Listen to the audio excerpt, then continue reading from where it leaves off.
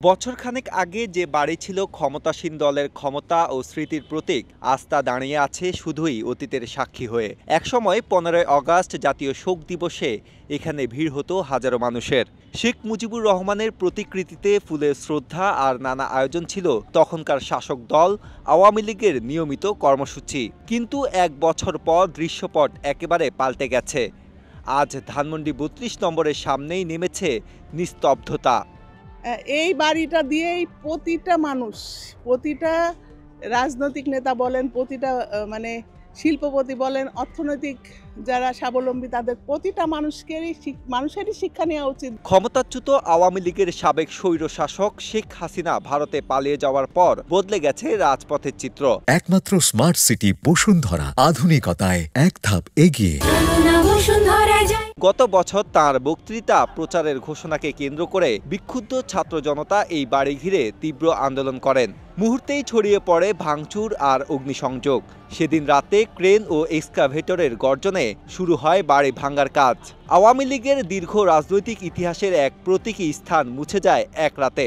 ধানমন্ডি 32 নম্বর হয়ে ওঠে ধ্বংসযজ্ঞের চিহ্ন বহনকারী ঠিকানা। এইখান থেকে আমাদের শিক্ষা নেওয়ার অনেক কিছু আছে।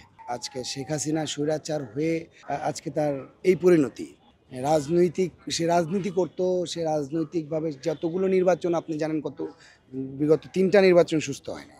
সুষ্ঠু হইতো যদি আপনার গণতান্ত্রিকভাবে ক্ষমতা পালাবদল হতো, তাহলে আমি ব্যক্তিগতভাবে মনে করি আজকে এই দিন আওয়ামী লীগের দেখতে হতো না, শেখ হাসিনার দেখতে হতো না।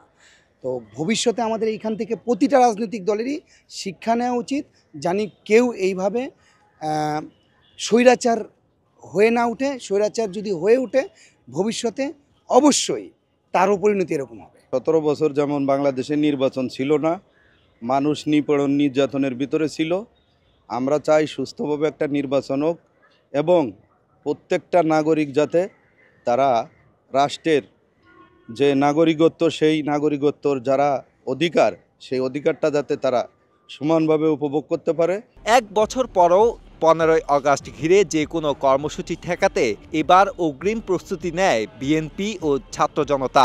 14ই আগস্ট বিকেল থেকেই তাঁরা দখল নেন বাড়ির সামনের সড়ক, যাতে আওয়ামী লীগের কোনো অনুসারী কাছে আসতে না পারে।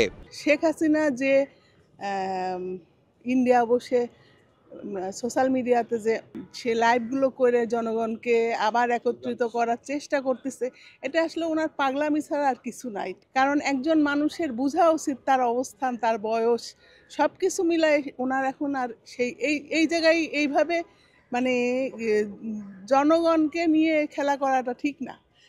ওনার এই কথাগুলোতে জনগণ কি হচ্ছে, কিছু জনগণ, সবাই কিন্তু যাবে না, কিছু জনগণ তারা একটু উৎসাহ নিয়ে মাঠে নামছে, জনগণের হাতে মার খেয়ে আবার ঘরে ফিরতেছে।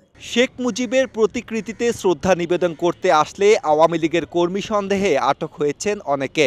ক্ষুব্ধ জনতার হাতে গণপিটুনির পর তাদের তুলে দেওয়া হয় পুলিশের হাতে। শেখ মুজিবুর রহমানের মৃত্যুবার্ষিকী এবং ম্যাডাম খালেদা জিয়ার জন্মবার্ষিকী, হ্যাঁ, এটা তা মানুষের হাতে না, এটা সম্পূর্ণ আল্লাহ পাকের নির্ধারণ করা একটা বিষয়। সেক্ষেত্রে তারা তাদের মতো মৃত্যু দিবস পালন করবে, আমরা আমাদের মতো জন্মদিবস পালন করব। এখানে কোনো কথা থাকার কথা নয়। কিন্তু বিগত 17 বছর শেখ হাসিনা এটাকে মেনে নেয়নি।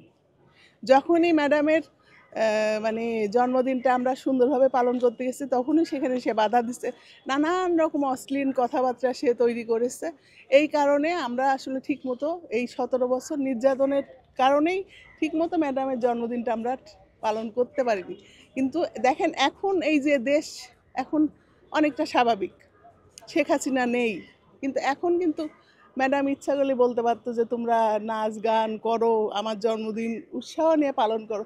সেটা কিন্তু সে বলিনি, কারণ তার মানবিকতা আছে।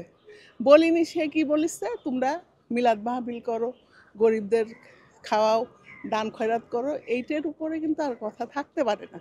কাজেই ম্যাডাম খালেদা জিয়া এবং শেখ হাসিনা দুইজনের ভিতরে মানসিক এবং মেন্টালি তফাৎ অনেক বেশি। শোকের দিনকে ঘিরে এক সময়ের আনুষ্ঠানিকতা আর রাজনৈতিক প্রদর্শনীর জায়গায় এসেছে ভয়, প্রতিরোধ আর নীরবতার নতুন বাস্তবতা। আজকের ধানমন্ডি 32-এর এই চিত্রই বলে দিচ্ছে সময় বদলেছে রাজনৈতিক দৃশ্যপটও।